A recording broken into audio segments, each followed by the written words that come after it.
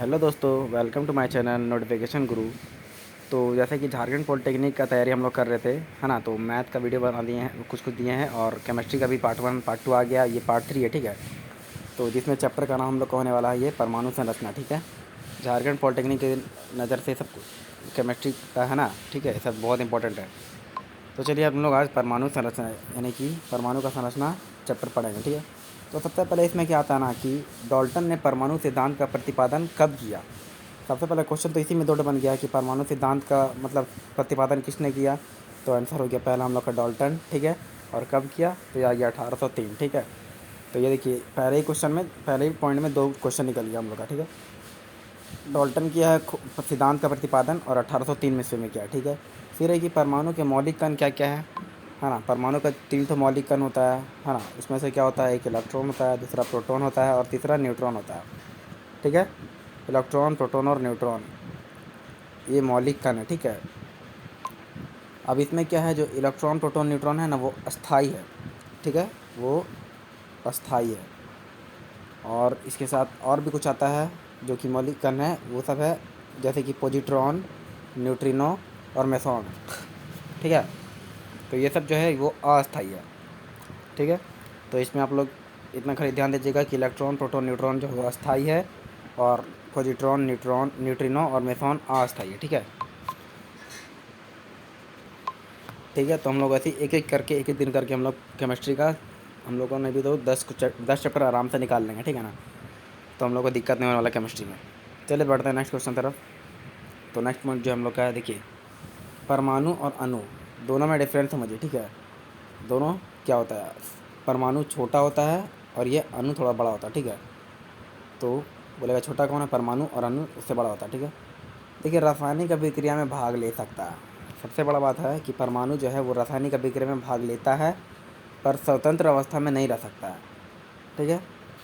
एकदम पॉइंट याद करने वाला है, एकदम ऑब्जेक्टिव उठता है इससे कि रासायनिक अभिक्रिया में कौन भाग ले सकता है, परमाणु या अणु। तो आप बोलेंगे क्या, परमाणु रासायनिक अभिक्रिया में भाग ले सकता है और स्वतंत्र अवस्था में लेकिन वह नहीं रह सकता है। जस्ट इसके अपोजिट आता है क्या कि अणु रासायनिक अभिक्रिया में भाग नहीं ले सकता है लेकिन स्वतंत्र अवस्था में रह सकता है, ठीक है। रासायनिक अभिक्रिया में भाग नहीं ले सकता है, स्वतंत्र अवस्था में रह सकता है, ठीक है। याद कर लीजिएगा, है ना। और इन सब का पीडीएफ ना हम आपको डिस्क्रिप्शन में दे देंगे, तो पीडीएफ अगर आपको चाहिए तो डाउनलोड कर सकते हैं वहाँ से, ठीक है। फिर है कि 1 इलेक्ट्रॉन में कितना कूलम होता है ना। एक इलेक्ट्रॉन में कितना आवेश होता है, ठीक है, वही कूलम बोलते हैं, आवेश। तो एक इलेक्ट्रॉन पे कितना आवेश होता है, तो -1.6 इंटू 10 के पावर में -19 कूलम होता है, ठीक है। एक इलेक्ट्रॉन में -1, यहाँ देखिए माइनस लगेगा ना, -1.6 इंटू 10 के पावर में -19 कूलम, ठीक है। और जैसे कि आप लोग जानते हैं कि इलेक्ट्रॉन के ऊपर -1 चार्ज रहता है, प्रोटॉन के ऊपर +1 चार्ज रहता है ना, दिख नहीं रहा है कलर। और न्यूट्रॉन के ऊपर 0 चार्ज रहता है, क्यों, क्योंकि ये न्यूट्रल हो जाता है ना, -1 और +1 मिलकर क्या होता है, 0, ठीक है। तो इसमें क्या होता है, इलेक्ट्रॉन का -1 और प्रोटॉन का +1 और न्यूट्रॉन का 0, ठीक है। ये याद कर लीजिएगा।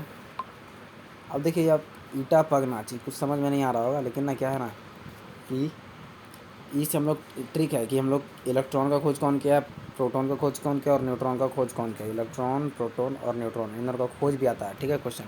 तो ऑब्जेक्टिव इससे बनता है, ठीक है। अब क्या बनेगा देखिए, जैसे ये से हो गया, ई से इलेक्ट्रॉन और पी से हो गया प्रोटॉन और एन से हो गया न्यूट्रॉन। तो टा से क्या हो गया ना, ये हो गया टा से हो गया टॉमसन, क्या, टॉमसन। इलेक्ट्रॉन का खोज कौन किया है, टॉमसन। ईटा, इलेक्ट्रॉन, टॉमसन। पग, पग से तो कुछ समझ में आ रहा है, पास है लेकिन लोग पता प्रोटॉन। और गा से होता है गोल्ड स्टीन, गोल्ड स्टीन, ठीक है, गोल्ड स्टीन। और चा से हो जाएगा आपका चैडविक, ठीक है, चैडविक, ठीक है। तो पता चल गया ईटा पगनाच का मतलब क्या होता है, हम लोग को ट्रिक है, ठीक है। इसे क्या हो जाएगा हम लोग का इलेक्ट्रॉन, टा से हो जाएगा टॉमसन, यानी इलेक्ट्रॉन का खोज कौन किया है, टॉमसन किया है, ठीक है। पग यानी पग से क्या, प्रोटॉन, और गा से गोल्ड स्टीन, प्रोटॉन का खोज कौन किया है, गोल्ड स्टीन। और ना से यानी कि न्यूट्रॉन, और चा से चैडविक, ठीक है। कोई दिक्कत नहीं होना चाहिए, ठीक है। चलिए नेक्स्ट तरफ बढ़ते हैं। अब आता है दो किरण होता है, ठीक है, कैथोड किरण होता है, एनोड किरण होता है। इम्पोर्टेंट पॉइंट बता रहे, ठीक है ना। थ्योरी लिखने का ये नहीं है, थ्योरी हम लोग को मेन काम है पॉइंट हम लोग का निचोड़ चाहिए चैप्टर का, ठीक है, जो हम लिख के आए हैं। तो कैथोड किरण क्या होता है, नेगेटिव होता है, जहाँ से क्वेश्चन बन सकता है वही क्वेश्चन हम लेके आए, ठीक है। एनोड किरण क्या होता है, पॉजिटिव होता है, ठीक है।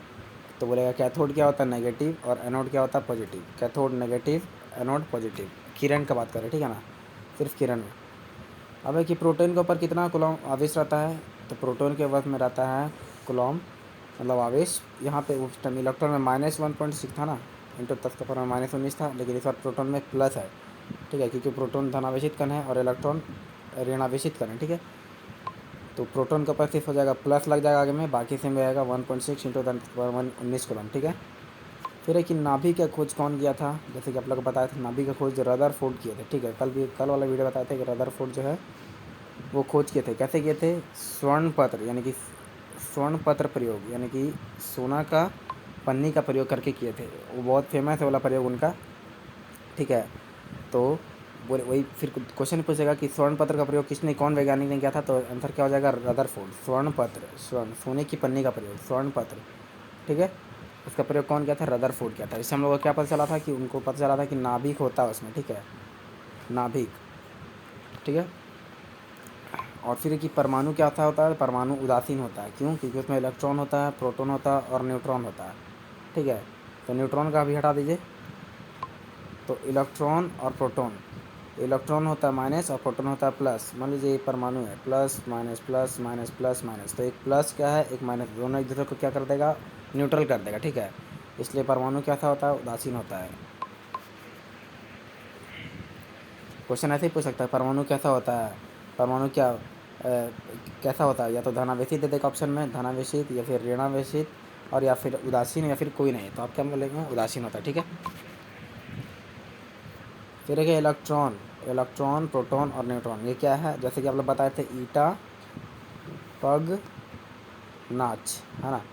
तो वही इलेक्ट्रॉन का क्या था, थॉमसन, और कब किया था, 1897 ईस्वी में किया था। कब किया था, 1897। ईटा, इलेक्ट्रॉन का खोज 1897 में हुआ था। प्रोटॉन का खोज कब हुआ था, कौन किया था, गोल्डस्टीन। प्रोटॉन का खोज गोल्डस्टीन, और कब हुआ था, 1911, ठीक है, 1911 प्रोटॉन 1911, ठीक है।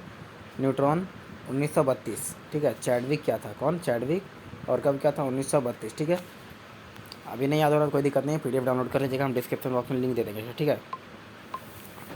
फिर कि नाभिक तथा इलेक्ट्रॉन के बीच देखिए होता है क्या ना, कि नाभिक और इलेक्ट्रॉन के बीच कन्फ्यूजन वाला बात आता है कि उन दोनों के बीच कौन सा बल होता है, तो स्थिर वैद्युत बल होता है, कैसा है, इलेक्ट्रोस्टैटिक फोर्स बोलते हैं, ठीक है, इलेक्ट्रोस्टैटिक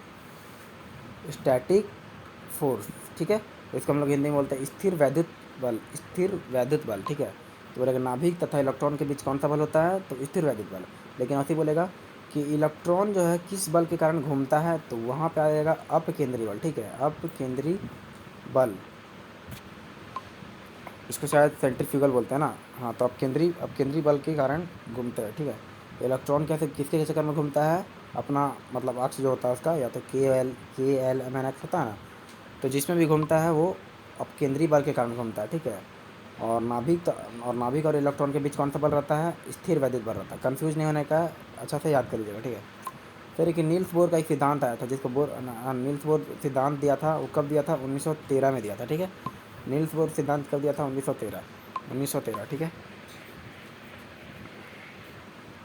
प्रोटॉन की संख्या, इलेक्ट्रॉन की संख्या, अब ये क्या है, देखिए परमाणु संख्या जो होता है ना, परमाणु संख्या उसको हम लोग जेड से डिनोट करते हैं, कैसे, जेड से। तो परमाणु संख्या क्या होता है, जितना अगर एक मान लीजिए कोई परमाणु है, उसमें जितना भी प्रोटॉन की संख्या है ना, प्रोटॉन और इलेक्ट्रॉन, परमाणु में क्या होता है, प्रोटॉन की संख्या और इलेक्ट्रॉन की संख्या दोनों बराबर होता है, ठीक है। और उसी को हम लोग क्या बोलते हैं, परमाणु संख्या बोलते हैं, ठीक है। यानी कि प्रोटॉन बराबर इलेक्ट्रॉन बराबर जेड। अब ये क्या है, प्रोटॉन की संख्या, इलेक्ट्रॉन की संख्या और परमाणु संख्या, ठीक है। इसी को हम लोग बोलते हैं परमाणु संख्या दोनों को, क्योंकि जैसे कार्बन है ना, कार्बन में 12 होता है उसका परमाणु द्रव्यमान, तो 6 प्रोटॉन होता है, 6 इलेक्ट्रॉन होता है, ठीक है, इसका 6 का, ठीक है। तो याद हो जाएगा, प्रोटॉन की संख्या और इलेक्ट्रॉन की संख्या बराबर होती है कोई भी परमाणु में, और इसी को परमाणु संख्या बोलते हैं, ठीक है। लेकिन यहाँ पे अलग है क्या, कि परमाणु द्रव्यमान में क्या होता है कि प्रोटॉन और न्यूट्रॉन दोनों का योग होता है परमाणु द्रव्यमान, ठीक है। तो हम लोग ए को परमाणु द्रव्यमान बोलते हैं। क्या क्वेश्चन इससे भी आता है कि ए को हम लोग क्या से डिनोट करते हैं और जेड से क्या से डिनोट करते हैं, ठीक है ना। तो ए को परमाणु द्रव्यमान बोलते हैं, एटॉमिक मास बोलते हैं, ठीक है। और जेड से क्या हो गया, एटॉमिक नंबर, और एन तो न्यूट्रॉन हो गया, ठीक है, कोई दिक्कत नहीं है। जैसे ये परमाणु द्रव्यमान, ये परमाणु संख्या और ये न्यूट्रॉन की संख्या। फिर से प्रोटॉन प्लस न्यूट्रॉन परमाणु द्रव्यमान, परमाणु द्रव्यमान प्रोटॉन प्लस न्यूट्रॉन, ठीक है। अब है ए बराबर जेड प्लस एन, तो बता दिए थे अभी। और ए यानी कि परमाणु द्रव्यमान क्या क्या होता है, एक परमाणु संख्या जिसको हम लोग प्रोटॉन भी बोल सकते हैं, प्लस न्यूट्रॉन, ठीक है। प्रोटॉन प्लस न्यूट्रॉन, क्योंकि परमाणु संख्या के बराबर ना प्रोटॉन होता है, इसलिए हमको जेड के बदले प्रोटॉन लिख दिया, ठीक है ना, कोई दिक्कत नहीं होनी चाहिए। अब यहाँ देखिए एक ऐसे दे देगा, ठीक है, ये एक्स और यहाँ दे देगा ए और यहाँ दे देगा जेड। अब बोलेगा यहाँ मान के चलिए कोई दे देता, जैसे कि यहाँ पे है 40 कैल्शियम और 20, ठीक है। अब बोलेगा ये 40 क्या है और 20 क्या है, तो इसमें क्या नोटिस करना है कि हम लोग को कि जो ए होता है ना, ये ए ऊपर होता है और ए को हम लोग बोलते हैं परमाणु द्रव्यमान, ठीक है। तो ये 40 है इसमें वो परमाणु द्रव्यमान है और जो 20 है वो परमाणु संख्या है, ठीक है ना। तो ये ऊपर वाला क्या होता है, परमाणु द्रव्यमान, और नीचे वाला क्या होता है, परमाणु संख्या। कोई दिक्कत नहीं होना चाहिए, ठीक है। फिर है कि अब देखिए ये आता है ना, ये वाला बता दे रहा आपको,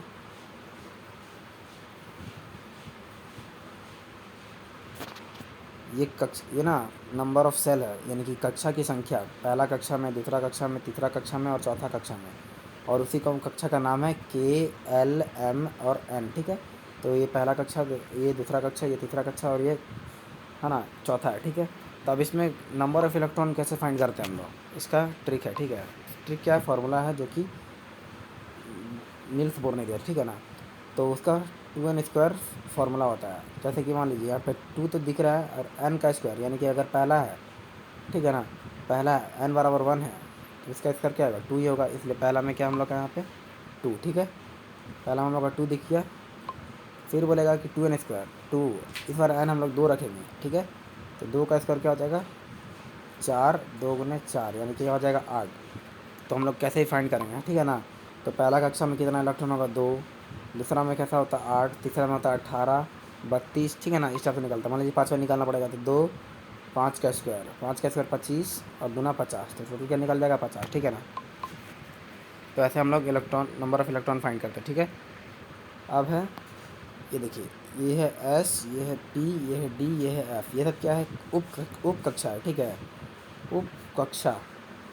अब ये एस में कितना, एस उप कक्षा में कितना इलेक्ट्रॉन रह सकता है, तो ये इलेक्ट्रॉन है, ये उप कक्षा है, ठीक है, उप कक्षा। यानी एस का औकात कितना इलेक्ट्रॉन रखने का है, 2 औकात है, ठीक है इसका। और पी का औकात कितना है, 6 का, और डी का औकात कितना है, 10 का, और एफ का औकात कितना है, 4। मतलब एफ के घर में सिर्फ 2 ही रह सकता है, पी के घर में सिर्फ 6 ही रह सकता है, डी के घर में सिर्फ 10 रह सकता है, और एफ के घर में 14 रह सकता है, ठीक है। ये जो है वेरी वेरी इंपॉर्टेंट है, ठीक है, वेरी वेरी इंपॉर्टेंट है, क्वेश्चन आता है इसे, ठीक है, कि किस घर में कितना कितना इलेक्ट्रॉन रह सकता है, ठीक है। SPDF 2, 6, 10, 14, ठीक है। फिर एक समभारिक, ठीक है, समभारिक क्या होता है, नाम से पता चल रहा है, जिसका भार समान होगा, समभारिक, ठीक है। यानी भार क्या होता है, यहाँ पे परमाणु में हम लोग क्या भार पढ़े हैं, परमाणु द्रव्यमान इसको बोलते हैं, ठीक है ना। तो जैसे देखिए यहाँ ऑर्गन है, ऑर्गन AR से डिनोट करते हैं उसको। यहाँ पर ऊपर वाला क्या होता है, परमाणु द्रव्यमान, और नीचे वाला क्या होता है, परमाणु संख्या। बताया था आपको, ऊपर वाला परमाणु द्रव्यमान, नीचे वाला परमाणु संख्या, देखिए। और यहाँ पे है पोटेशियम का है, ये है 40 और ये है 19, यानी कि देखिए ये द्रव्यमान दोनों सेम है, ठीक है, द्रव्यमान सेम है, हमको इससे मतलब नहीं है, ठीक है, द्रव्यमान सेम है, यानी कि ये समभारिक है, समभारिक, ठीक है।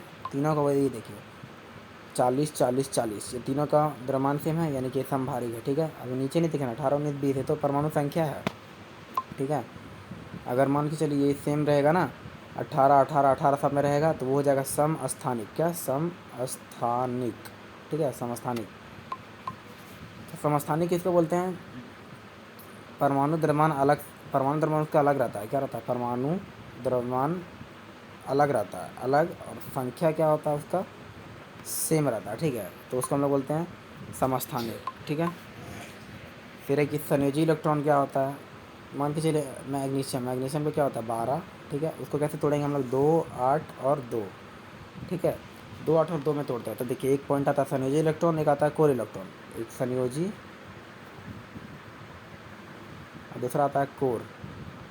तो इसमें देखिए कोर क्या होता है ना, संयोजी क्या होता है, सबसे बाहर वाला जो होता है ना उसको हम लोग संयोजी बोलते हैं, ठीक है। 2, तो 2 क्या है, संयोजी हो जाएगा, संयोजी, ठीक है, संयोजी, 2 संयोजी। लेकिन जो कोर होता है ना वो बाहर वाला को छोड़ के अंतिम दोनों को, या जो भी अंतिम जो भी बचेगा लास्ट वाला को छोड़ के अंदर जो भी बचेगा उसको जोड़ देंगे, यानी कि 2 + 8 कितना हो गया 10। तो कोर इलेक्ट्रॉन कितना हो गया 10, बस यही समझाना गया है इसमें, ठीक है। जैसे देखिए यहाँ पे 2, 8, 2 दिया गया है, ये बाहर वाला हो गया संयोजी इलेक्ट्रॉन और ये दोनों को जोड़ देंगे तो ये निकल जाएगा हम लोग का कोर इलेक्ट्रॉन, ठीक है, कोर इलेक्ट्रॉन। तो ऐसे क्वेश्चन देगा, मान लीजिए कोई भी देगा, तो मैग्नीशियम का बताएं, कैल्शियम दे देगा, ठीक है। तो आपको इलेक्ट्रॉनिक इनहेंस को तोड़ना है और उसके बाद फिर बता देना, जो बाहर वाला होगा उसको बाहर वाला को संयोजी इलेक्ट्रॉन बोलते हैं और अंदर वाला को जितना भी होगा 3 को 4 को उसको सबको जोड़ के हम लोग कोर इलेक्ट्रॉन बना देंगे, ठीक है ना। अब प्लैंक कांस्टेंट, क्या प्लैंक कांस्टेंट, तो प्लैंक कांस्टेंट का एक फॉर्मूला होता है E = h म्यू, म्यू बोलते हैं ना इसको, h म्यू, ठीक है। म्यू बराबर वहाँ आवृत्ति है, ठीक है। तो अब यहाँ क्या है ना, इसका कभी कभी दे देता है कि प्लैंक कांस्टेंट का वैल्यू क्या होता है, तो जैसा कि 6.626 × 10⁻⁻34 जूल सेकेंड, ठीक है, 34 जूल सेकेंड, ये प्लैंक कांस्टेंट का वैल्यू होता है। 4 ठो ऑप्शन दे देगा, बहुत कंफ्यूज करने वाला ऑप्शन देता है, ठीक है।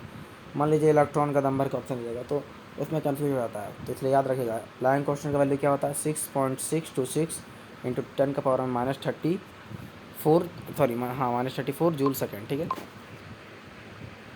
अब क्या होता है आइसोटोन, जैसे आपको समस्थानिक बता दिए हैं, समभारिक बता दिए हैं। अब इसको हम लोग बोलते हैं हिंदी में बोलते हैं सम न्यूट्रॉनिक, ठीक है। इसका क्या मतलब हुआ, न्यूट्रॉन का मान समान होगा, ठीक है। न्यूट्रॉन का मान कैसे निकलता है, जैसे कि मान लीजिए पी इधर है, ये है पी, ये है 31 और ये है 15। टेंशन नहीं लेने का है, वो भी वही चीज़ है, जैसे नहीं लिखते थे हम लोग 31, 15, तो ये ऊपर वाला था परमाणु द्रव्यमान और नीचे वाला परमाणु संख्या, बस उसी को थोड़ा डिजाइन में से कर दिया, ठीक है। तो ये P 31 और 15 है, ठीक है। तो हम लोग का ना ये तो पता है कि हम लोग का, मान लीजिए परमाणु द्रव्यमान पता है हम लोग को, ये होता है परमाणु संख्या पता है, ठीक है। अब न्यूट्रॉन कैसे निकलेगा, न्यूट्रॉन कैसे निकलता है ना कि परमाणु द्रव्यमान जो है ना, जैसे परमाणु द्रव्यमान ये वाला है 31 और माइनस ये क्या है 15, ठीक है। 11 5 गया 6, 2 में से 1 गया 1, 16, तो इसका न्यूट्रॉन क्या हो जा रहा है 16, ठीक है। तो इसका न्यूट्रॉन कैसे निकलता है, अगर हम ऊपर वाला परमाणु द्रव्यमान,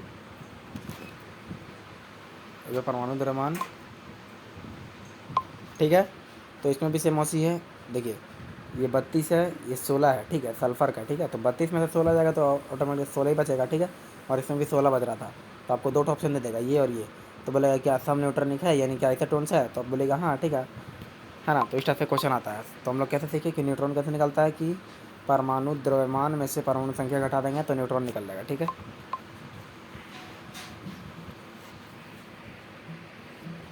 इसी में से एक और क्वेश्चन बन जाएगा कि इसमें बोलेगा कि इलेक्ट्रॉन कितना है, प्रोटॉन कितना है और न्यूट्रॉन कितना है, ठीक है।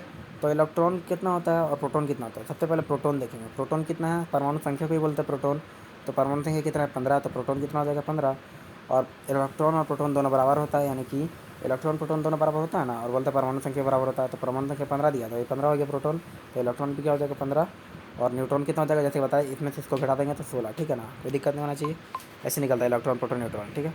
अब सबको रिवीजन कर लेते हैं एक बार मुझे जल्दी। देखिए वही है कि डाल्टन ने परमाणु सिद्धांत का प्रचलन 1803 में किया था, सबसे पहले डाल्टन किया था और 1803 में किया था, ठीक है। परमाणु के मौलिक कण के क्या इलेक्ट्रॉन प्रोटॉन न्यूट्रॉन है, जो कि अस्थायी है। पॉजिट्रॉन न्यूट्रॉन न्यूट्रिनो और मेसॉन अस्थायी, ठीक है। परमाणु क्या होता है, रासायनिक में भाग ले सकता है और स्वतंत्र अवस्था में नहीं रह सकता है। लेकिन अणु क्या है कि रासायनिक अभिक्रिया में भाग नहीं ले सकता है और स्वतंत्र अवस्था में रह सकता है, ठीक है, बहुत इंपॉर्टेंट है। फिर एक इलेक्ट्रॉन में कितना आवेश होता है, देख लीजिए सिर्फ माइनस लग जाएगा और 1.6 × 10⁻19 कूलम। इलेक्ट्रॉन नेगेटिव होता है, प्रोटॉन पॉजिटिव होता है और न्यूट्रॉन न्यूट्रल होता है, ठीक है, कोई दिक्कत उसमें कुछ नहीं होता है। फिर है कि ईटा पगना, जैसे कि बताए थे, ईटा पगना इलेक्ट्रॉन थॉमसन, पग से मैंने पा से प्रोटॉन और गा से गोल्डस्टीन, ना से क्या था न्यूट्रॉन और चा से चैडविक, ठीक है। तो ये सब खोज किया है इसका, ठीक है। उसके बाद क्या है, कैथोड किरण क्या होता है, नेगेटिव, एनोड किरण पॉजिटिव होता है। प्रोटॉन पे कितना चार्ज होता है, तो प्लस 1.6 इंटू 10⁻⁻19। नाभिक का खोज कौन किया, रदरफोर्ड। परमाणु उदासीन होता है। इलेक्ट्रॉन का खोज कब, 1897। प्रोटॉन का 1911, न्यूट्रॉन का 1932, ठीक है। नाभिक तथा इलेक्ट्रॉन के बीच कौन सा बल होता है, स्थिर वैद्युत बल होता है। और इलेक्ट्रॉन कौन बल के कारण घूमता है, तो आप केंद्रीय बल के कारण घूमता है, ठीक है।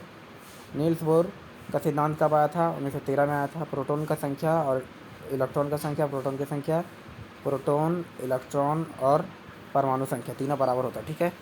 लेकिन अगर प्रोटॉन और प्लस न्यूट्रॉन कर देंगे तो वो परमाणु द्रव्यमान निकल जाएगा, जिसको ए बोलते हैं, ठीक है ना। ऊपर वाला को जैसे ऊपर वाला क्या होता है, ऊपर वाला परमाणु द्रव्यमान, नीचे वाला परमाणु संख्या, ठीक है, कोई दिक्कत नहीं है। अब है एक चीज़ कि यहाँ पे जैसे आप लोग बता दिए थे, वाला उल्टा घूम गया है। बाकी PDF इसका हम डिस्क्रिप्शन बॉक्स में रख देंगे, ठीक है ना। तो वहाँ से आप डाउनलोड कर सकते हैं इसको। बाकी आप कमेंट करके ज़रूर बता दीजिएगा कैसा लगा क्वेश्चन, ठीक है ना। और चैनल को नए लोग जो है सब्सक्राइब जरूर कर लीजिएगा। हम रोज़ भी ऐसा वीडियो डालते रहेंगे, ठीक है ना, जिससे आप लोग को फ़ायदा ही होगा, नुकसान नहीं होगा। तब तक कल के लिए बाय।